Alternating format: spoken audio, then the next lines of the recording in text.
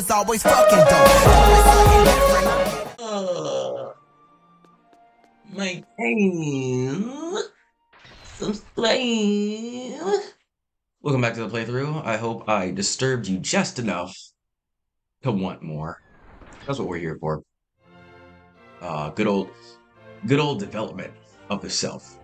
And all that good stuff. It's another part of Dragon Quest where I make fun of myself in my life and tell you how to improve it and tell you how I'm going to improve mine. In this episode in the game world, we are finishing up 2.1. Well, maybe not all in this video, but we're going to start it over here. This little section recording I'm doing. First things first, though, we'll do the story spoilers, and then I'll podcast it up, and I'll whisper sweet nothings in your ear, and we'll all have fun here. We'll all have fun here. It is a whatever day I upload this on. Make sure you drop a like. And now let me bestow upon you what this amazing story has. So today we're going to talk to this wonderful hot ogre mage.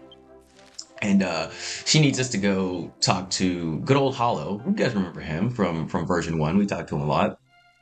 And he's gonna help us create some experiment. I think he's like gathering intel or something. Whatever. He does that, and then he gives us a thing. It makes a bunch of food for her because I think everyone has a crush on her because she's attractive, and it's all it really takes for guys. So you do that, come back to her, give her the food, and then the sage says, "Okay, now I'm charged up, I'm ready to go. I'm fueled. Here's the rest of the pendulum locations or whatever." And then we go to our 3 little spots to collect the MacGuffins for the end of the quest, and then we're going to talk to the queen, and she tells us to visit the grave of the Toma, the original hero that they thought was the hero, before our lovely Aunt Lucina was found to be the one. So then we go visit his grave. We see it's not there. We've been grave robbed. We gotta go fight the evil hell butler Barbados. Because he's bad. So we're going to kick his ass at the end of the part today. I hope everybody is having a good whatever day I upload this on. And let's bring some peace to you here. Let's bring some clarity to you here by having our little chats. I think today's going to be a little bit of a story time. Don't get used to the story times. I don't like telling stories too much on any social media platform because I feel like, anecdotally, things always come back to you. They always do. They really always do. We really have to be more conscientious of what we say on and offline, right? Just have some restraint, if you really don't want that energy, if you really don't want to focus on that, if it really was a bad situation, it can aid you a lot to just let it go. Just let it go. Let it go. Who gives a fuck? I'm moving on with my life. All right? But I will share this story because I feel like it's not really something I need to sort of let go, like it was this horrible situation or a crash out or anything. It's just some shit that happened, and I feel like this will help bring clarity to a lot of people as far as vibes go. I'm a bit of a vibe scientist, if you will. I know how to achieve any vibe I want. I know what makes a vibe. You know what I'm saying? It's all about just basic contacts, and it's a lot of body language. It's super a lot of body language. And yeah, I guess I'll go ahead and get started with this. So this is a work story of my recent job. This actually happened yesterday, strangely enough. Good old month of April here. And basically, this is gonna sound super petty at the beginning here. Well, I guess it's petty in all of it. I mean, when you tell a story about any workplace or whatever that you're not currently at, or that the person you're telling the story to has no involvement with, it's always petty, unless you got fired. And I guess that's the opposite petty. But yeah, I'm still there. It's a minor altercation. So essentially, what happened? Today. It's not a super busy day, but it's a day, afternoon time. So of course, it's a little busy. It has just been me and the opening manager all day in this lovely morning. And big manager, big boss comes in late, as usual. He's salaried, so it doesn't really matter, right? I don't even take stock of that. What I take stock of is he comes in about 5 minutes late, skirts right past me without even a hello, because I'm talking with a customer. I'm talking with a customer, and there's also someone in line. You know what I'm saying? The other manager's over here packing orders or doing whatever. But he sees him busy, so, no hello. Don't care. Don't really mind. Moving on with my work, getting that task done, and then, I'm in the middle of a couple of other things, whatever, yada, yada, yada, just doing my thing. And I'm not one to, I don't know, like, sort of say, oh no, I can't work like this because he's not working hard enough or whatever. I kind of just do my thing no matter what. But I do take stock of it. People act like the aloof guy just doesn't see anything. And I fucking love that. I really do. Like ignorance is probably your one of your strongest weapons in life. That is the sword that can also provide a shield, right? It's like a double-edged product.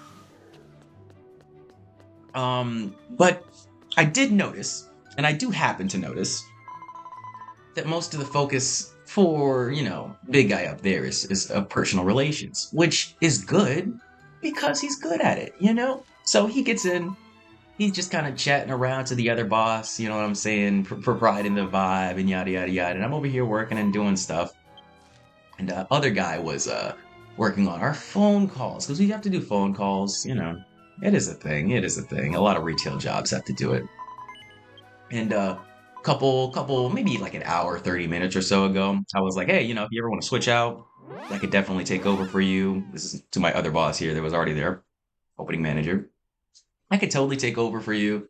I see, just my main problem with it is just like focusing on it. I don't like going back and forth. So he's like, yeah, yeah, I'll get you on here. You know what I'm saying? Maybe when somebody else comes in, and you just hang out on here all day. Yeah. So, like I said, a little bit of time goes by. I'm just, hanging out, doing my thing, maybe helping a bunch of customers or whatever. I'm just noticing, him kind of hanging out casually, talking around work things, talking about not work things, just filling out the vibe. And so I didn't mean to say names, but person grabs me, puts me on the phone, because that's where I wanted to be. No, that's where I want to be. At this point, no words have been exchanged between me and Big Boss, which is good. Which is good. I mean, I feel like the less said is just better. It doesn't need to be. It doesn't need to be. But here's where the story gets interesting, right?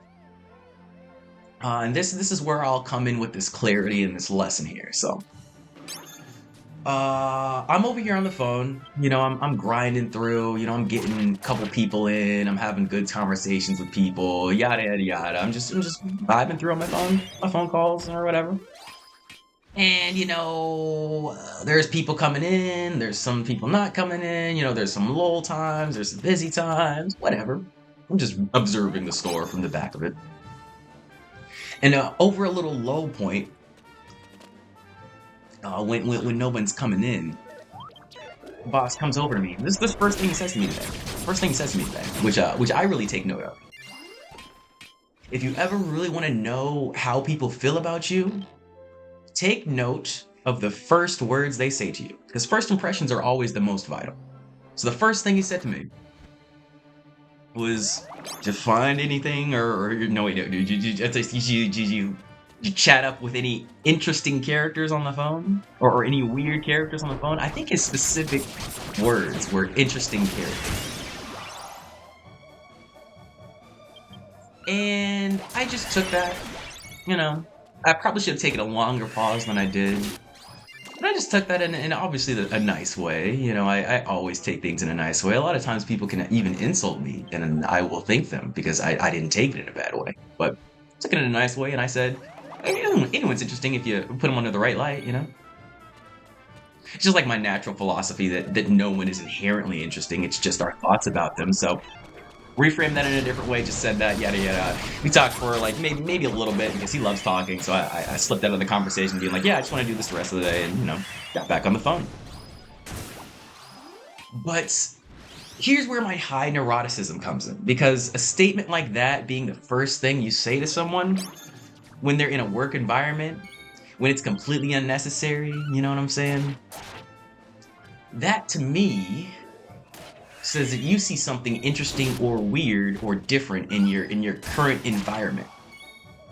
And I tend to notice, to scope weird vibes, to scope off energy, you know what I'm saying? When someone feels like they're not fully there for you, or when you do something and someone clearly is not like with it, but they're gonna just, it's cool, I'm just gonna let him do his thing, you know?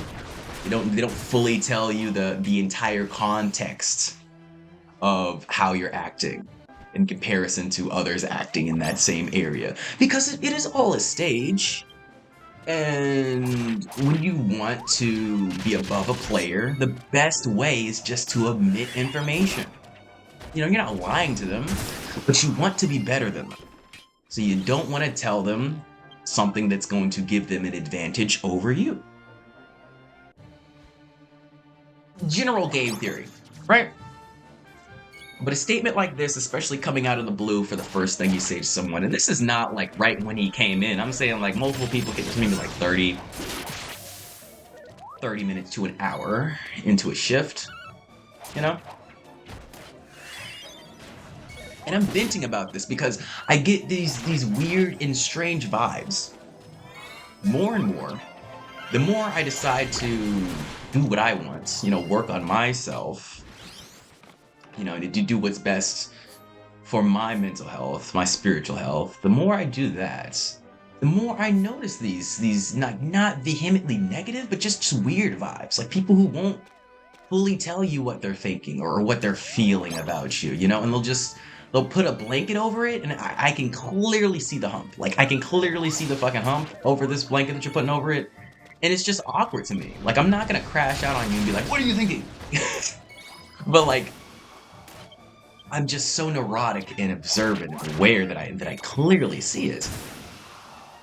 And it's hard for me to act like they don't see it or act like other people don't see it, you know? Like the vibe just automatically shifts around you and you're like, okay. Okay. Very interesting. And there is no like real ending to this story. Of course, I left so like maybe a little bit after that, not really saying too much more to them. You know, my shift replacement came in. You know, I grabbed my stuff, and you know the store did get pretty busy as I was leaving. As it usually does. If you have the morning shift, like in any retail situation, leaving in the afternoon, it's always gonna get super busy right when you're leaving. But yeah, it was just a weird day, a weird situation.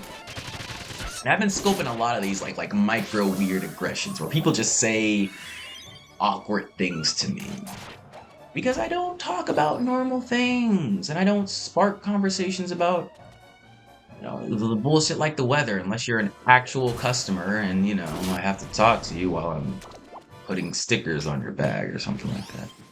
Then I small talk it. But like to a coworker, like we're here to make money together. We're here to be in operation, you know? I very much view jobs as relationships and as like the relationship that you have with your own body and mind, right? So when I view it like that, do you have to have a strict, long, conscientious, you know, enthralling conversation with every one of your thoughts every time they come up? No. Do you have to vehemently talk to your partner about every problem that they have every time they have a problem? Or, you know, if you don't feel like it? No, you don't. So, the thing about work relationships, I feel like, is if you put effort into it, you will get that effort out. And whatever effort you put into it, whatever you focus on in it, it should come back to you. And I usually give this maybe like a good like 2 years, 1 year and a half, maybe, of vehemently putting all of my love, all of my loyalty, all of my presence and consideration into a job until I start to understand the people. Because people don't really quit jobs, people quit managers. And once I understand my manager and how they work, um, I don't feel the need to put that much effort in, especially if I don't see the manager putting that much effort in. Because usually what happens when I discover how easy it is to do a job and I start becoming more and more efficient, it's just natural for a manager to kind of take a back seat over a worker like me because I really don't allow too many, you know, blank spots, if you will. Of course, quiet quitting is a natural response to the job market and the way the income has spread in America. But I like growing my skills and I love being competent. So yeah, I don't really don't like start a job and then just start bullshitting. I can't do that. I have to know how it works and be very good at it. And the problem is with that is that usually when you get good at something or good at a job, what they're gonna do is just give you more work and harder work. Um, it's just like when you show a lot of love to someone or you're very available, they'll start devaluing what you're doing and start showing less and less gratitude, right? And it's not like a patchwork situation to just disengage or whatever, but it's a part of the solution that you can't ignore. And I don't recommend crashing out. I don't recommend, why aren't I getting appreciated enough? Calling the boss in and confronting them about not getting paid enough or whatever.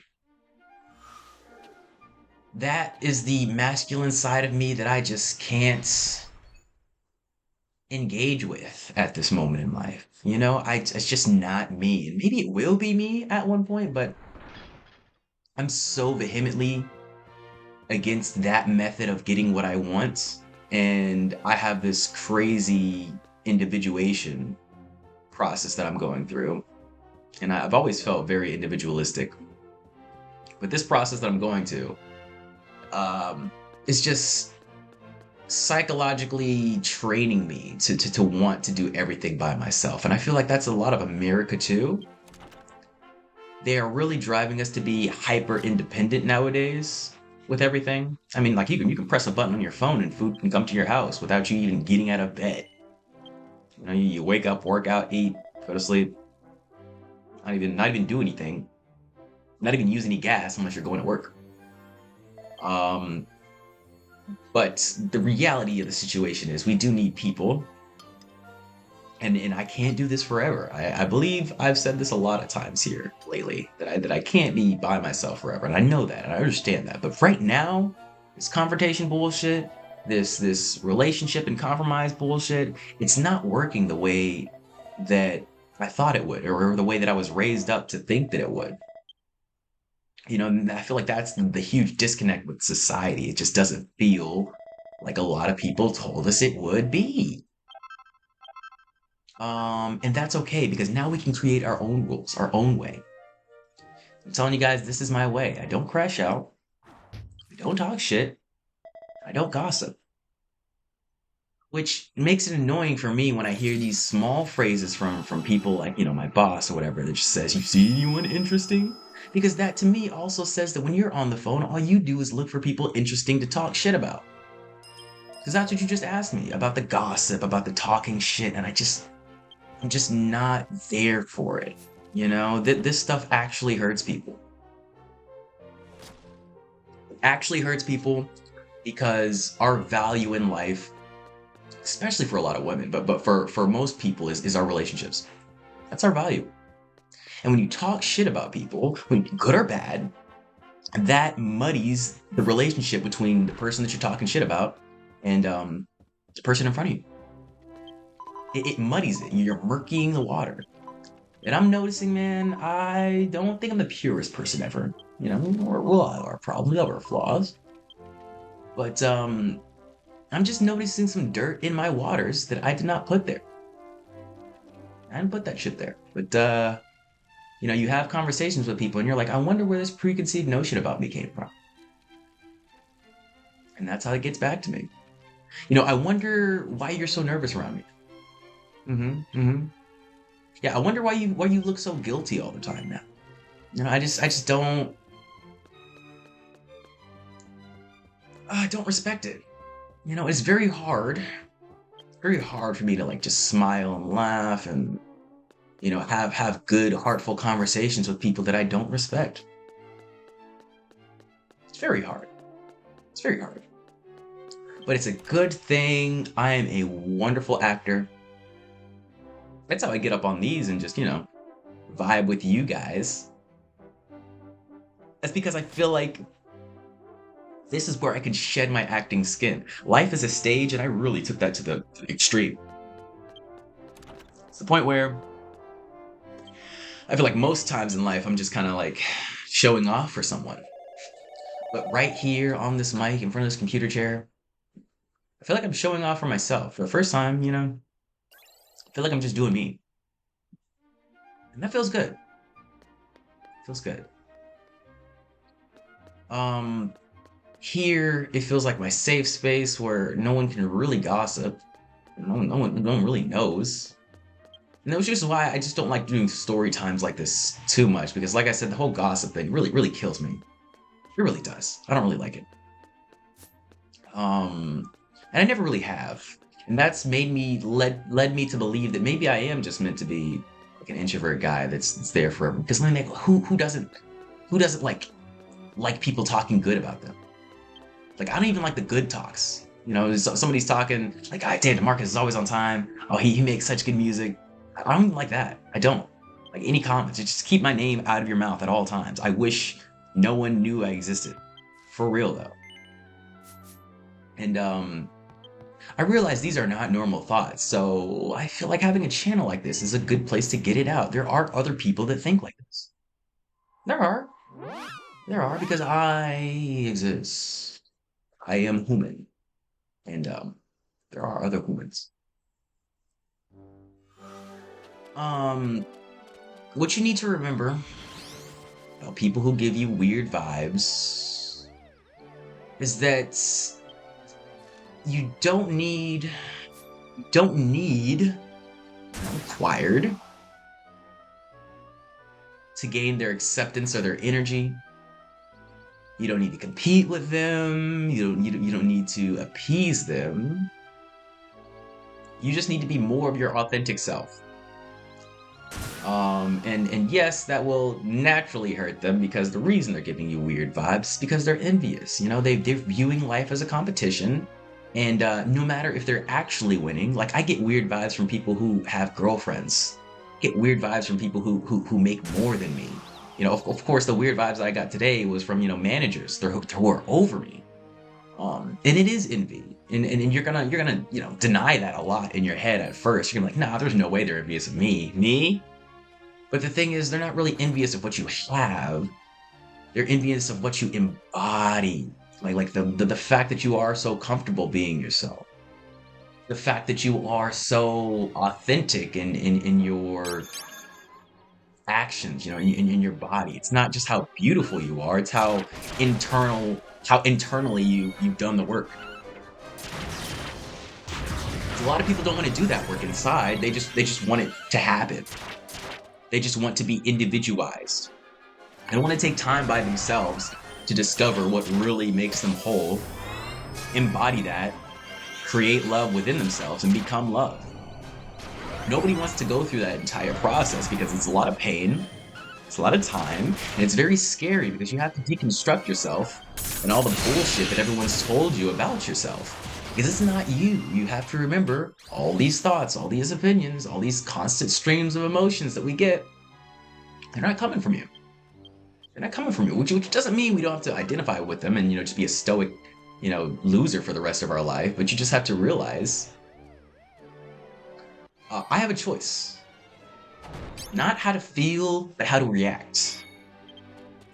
And once you realize that your feelings are yours and yours alone, no one else has, agency over them. It doesn't belong to anyone else. No one needs to know how you feel. And the scary part is that no one really cares how you feel, especially as a guy. Maybe as a girl, there are some people, especially as a guy, no one gives a fuck how you feel.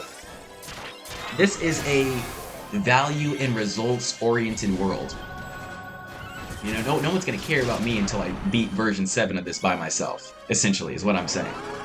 No one's gonna care that you woke up and you're feeling depressed. No one's gonna care that you want to game over yourself. No one gives a fuck. And I find that fact very free. Very free. Because when you get all these, comments and, objections about what you should do or where you should go, life is not a window. It's a mirror.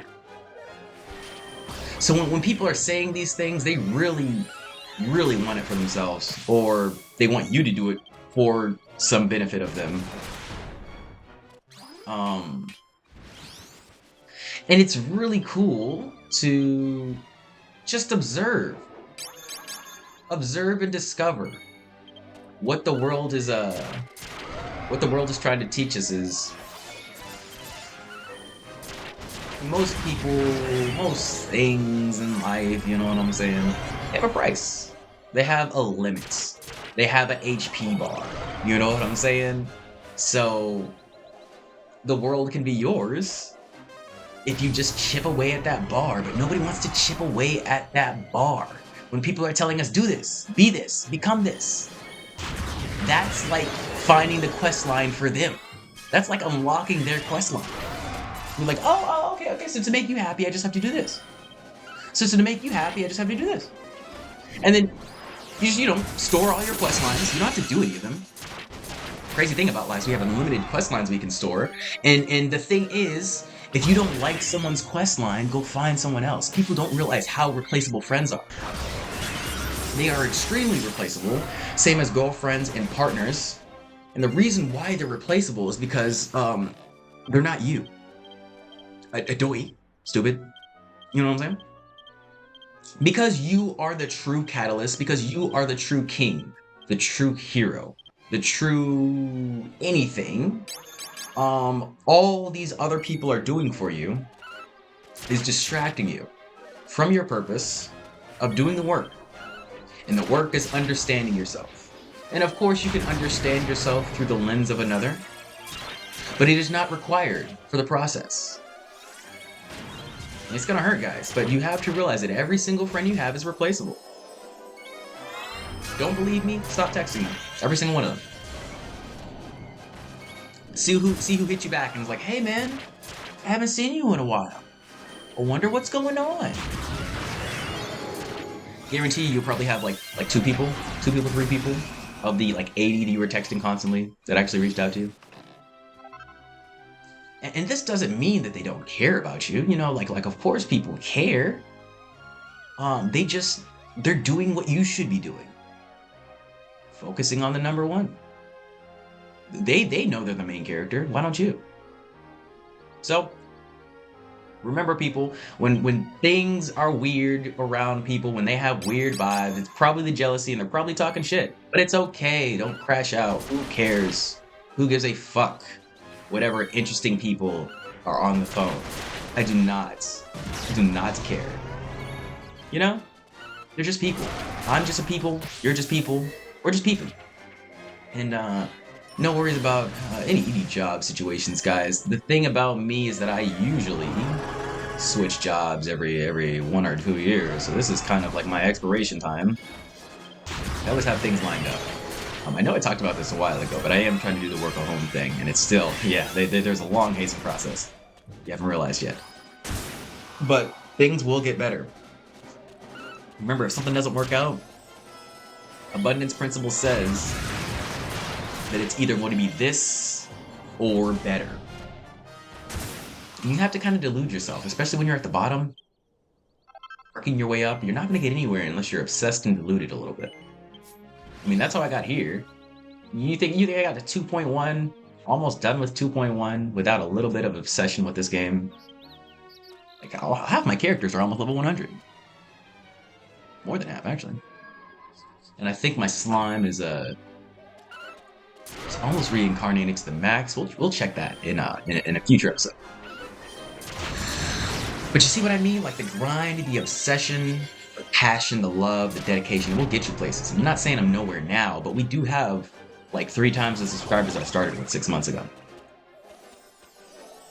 And I don't brag about things at work. I don't talk about my accomplishments. As a matter of fact, I've never, well, I'm not saying never, but since I started back my channel, I didn't tell anybody, that I was uploading again. I didn't make this huge announcement. I didn't tell people that I was working on music every day to get back into the flow of it. What I'm saying? I didn't tell anybody that I was just making beats every day like 2 years ago. I don't feel the need to tell people these things because in my eyes no one's inherently interesting. So I may think it's interesting. All my friends may smile at me and say that's so cool. No one really fucking cares, especially if they're with you in real life. No one's gonna care whether you talk about it or not. So you might as well just do it and only talk about the results. And I'm gonna be real with you guys. This is not enough for me, results wise. I love all 33 of you people. I think you're all wonderful and lovely, but I need more. And I hope you watch more because I'm ready to make more. Hope you like the story time. I probably won't be doing two more of these. Like I said, I'm not a gossip fan, so maybe I'll do story time about just random people I meet at the grocery store or something. But I really don't like talking about work, especially when when it's fresh and I'm working there right now. It feels weird. But I wanted to do this because I had it on my chest, I had it in my heart, and I wanted to talk about the strange vibes because a lot of people do give us strange vibes, and you can't not trust your intuition. I've talked about this before. Intuition is so important for us because it just makes us more authentic. Intuition's important, but just don't crash out. I'm so obsessed with not crashing out. I don't know why, but people don't deserve that. People deserve silence when they betray you. Honestly, no one deserves some emotional outburst. I honestly think that. Like an emotional outburst is kind of like a catharsis for someone who just did something evil to you. It's like, oh my gosh, thank you. I felt so weird when you didn't do anything to me. Because it's expected. Of course it's expected. I betrayed you. You have to do that now. But you don't. You don't have to crash out. You don't have to crash out. It's optional. Super optional. So with that said, guys, we all have opinions. I'd like to know yours. Now I want you to leave a sub and a like, and we'll do this thing. We'll do a little comments thing. If you made it to this part of the video, I want you to drop a thing in the comments. You're gonna write, no one is interesting. No, wait. Like, you're gonna write, anyone is interesting if you think about them the right way. We're gonna turn that around. Make it into a positive. So next time we'll go see what Barbara's up to, and love you guys. Have a good whatever day I upload this on. I'll see you next time.